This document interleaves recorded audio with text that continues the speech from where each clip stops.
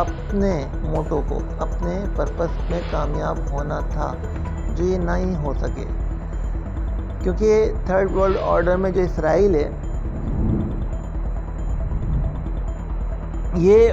ایلیمنیٹی organization کے نام سے، اور ایلیمنیٹی آرگنائزیشن کے علاوہ انہوں نے پوری دنیا میں مختلف NGOs کو مختلف ناموں کے ساتھ وہ نامینیٹ کر کے بھیجا ہوا ہے۔ ہمارے پاکستان میں بھی مختلف NGOs کام کر رہی ہیں، لیکن وہ انہوں نے ایلیمنیٹی آرگنائزیشن کا لبادہ اوڑھا ہوا ہے اور اپنے آپ کو ظاہری اور باطنی طور پر ایک مسلمان، یوں تو سید بھی ہو، مرزا بھی ہو، اغوان بھی ہو تم، یہ تو بتاؤ کہیں سے مسلمان بھی ہو تم، اقبال والا علامہ اقبال کا شعر ہے۔ تو انہوں نے اپنے آپ کو یہ NGOs کے نام پہ لو ہیومینٹی، سرو ہیومینٹی، لیکن اندر سے وہ ایلیمنیٹی آرگنائزیشن کے ممبرس ہیں، وہ اسی کو فالو اپ کر رہے ہیں۔ یہی وجہ ہے کہ بہت بڑی ایک پلاننگ کے تحت پاکستانی قوم کو اور ہمارے افواج پاکستان میں پھوٹ ڈالی جا رہی تھی، جو کہ ناکام ہوئی۔ اب اس ناکامی کے بعد جو تھرڈ ورلڈ آرڈر ہے یہ گھبرا گئی۔ کیوں؟ کیونکہ بخاری شریف کی حدیث کے مطابق پیارے آقا علیہ الصلوۃ والسلام نے فرمایا تھا، مجھے مشرق سے ٹھنڈی ہوائیں آتی ہوئی نظر آتی ہیں، اور پیارے آقا علیہ الصلوۃ والسلام نے یہ فرمایا تھا کہ جب غزوہ ہند ہوگا اور جب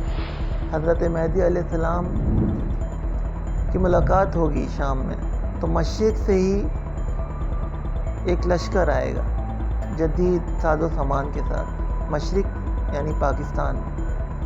اور جدید ساز و سامان کیا ہے؟ ہمارے F-16 F-17، ہمارے جدید یہ غوری میسائل، ایٹم بم، ہمارے ٹینکس، ہمارے جو ہے افواج پاکستان نیوی کے SST کمانڈوز، گوریلاز، نیوی کے ہوں، آرمی کے ہوں، ایئر فورس کے ہوں، اس وقت جدید سامان، ساز و سامان کے ساتھ اس وقت موجود ہیں، بارڈر کی حفاظت کر رہے ہیں، اور انٹرنیشنل سطح پر جو اپنے آپ کو سپر پاور کہتی ہیں کنٹریز، ان تک کے دلوں میں خوف ڈالا ہوا انہوں نے۔ تو ان کی ایک پلاننگ تھی کہ کسی طرح پاکستانی عوام اور افواج پاکستان میں آپس میں پھوٹ اور نفرت ہو، جو کہ یہ اپنی سازش میں یہ ایلیمنیٹی آرگنائزیشن اور یہ تھرڈ ورلڈ آرڈر، یہ اسرائیل کامیاب نہیں ہو سکے۔ انہوں نے پھر یہ دوسری سازش رچی ہے، مذہب کے نام پہ، ختم نبوت کے نام پہ، ناموس رسالت کے نام پہ مسلمانوں کو مارا جائے۔ یہ ایک سازش کے تحت یہ دنیا بھر میں ہمارے پیارے آقا علیہ الصلوۃ والسلام کی شان میں گستاخی کر رہے ہیں، لیکن یہ احمقوں کی جنت میں رہتے ہیں۔ یہ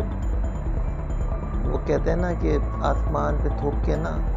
تھوک رہے ہیں، اور تھوک ان کے چہرے پر ہی آئے گا انشاءاللہ۔ انہیں معلوم نہیں کہ مسلمان جو ہے نا وہ اپنے ایک اللہ پہ ایمان رکھتا ہے، اپنے رسول پہ ایمان رکھتا ہے، اپنے قرآن پہ ایمان رکھتا ہے، اور جہاں مذہب کی بات آ جائے، جہاں اپنے نبی کی بات آ جائے، جہاں رسول پر بات آ جائے، وہاں مر مٹنے کے لیے تیار ہو جاتا ہے۔ تو علامہ اقبال نے جیسے کہا نا کہ دیا جانے کبھی دیا جانے کبھی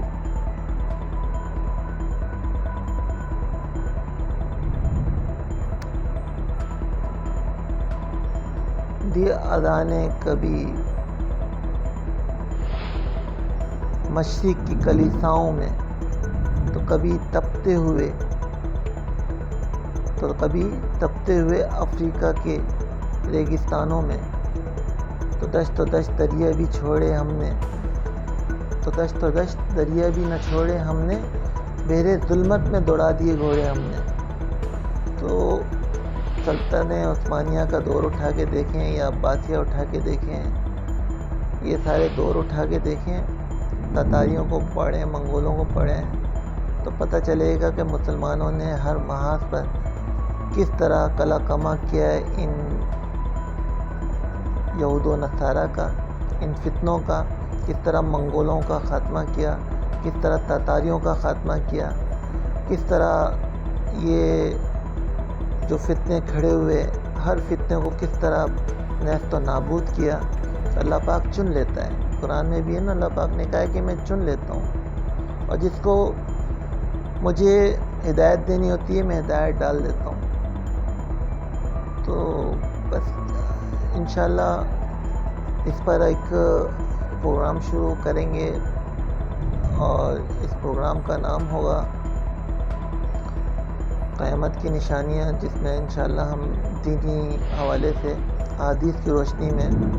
قرآن و حدیث کی روشنی میں ہم ہر پل، ہر وقت کی ہر گھڑی کے بارے میں موٹیویٹ کریں گے کہ پیارے آقا علیہ السلام نے کیا کیا نشانیاں بتائی ہیں قیامت کی، کون کون سا فتنہ ظاہر ہوگا، کون کون سے لوگ ظاہر ہوں گے، کس کس شکل میں ظاہر ہوں گے. کیونکہ آج لوگوں کو اویئرنیس نہیں ہے. لوگ سمجھتے ہیں کہ یہ ہم سے بڑا، یہ جو سامنے والا ہے یہ سب سے بڑا سچا پکا مسلمان ہے اور ہم سب سے زیادہ انسانیت اس کے اندر ہے اور سب سے زیادہ محبت کرنے والا ہے. اور آخر میں جب اس کو واشنگ مشین میں ڈال کے دھویا جاتا ہے نا تو وہ نکلتا ہے یہودی کا ایجنٹ. کیونکہ صلاح الدین ایوبی کے دور میں حسن بن صبا وہ ایسٹرولوجیکل تھا، جو یوں نام کا تو مسلمان تھا لیکن اپنے ایسٹرولوجیکل کے ذریعے انہوں نے، یہودیوں نے مسلمانوں کا لبادہ اوڑھ کر انہوں نے اسلام کو کہاں کہاں نقصان پہنچانے کی کوشش نہیں کی. اور جب جب نقصان پہنچانے کی کوشش کی تب صلاح الدین ایوبی آیا، تب نور الدین زنگی آیا، محمد بن قاسم آیا، شہاب الدین غوری آیا، محمود غزنوی آیا، احمد شاہ ابدالی آئے. تو بہت مشکل ہے. یہ نادان لوگ ہیں اور ان کو نہیں معلوم کہ مسلمان اپنے رسول پہ مر تو سکتا ہے، کٹ تو سکتا ہے، لیکن اپنے رسول کی شان میں گستاخی نہیں سن سکتا. صلی اللہ تعالیٰ علیہ وآلہ وسلم. صدق اللہ العظیم.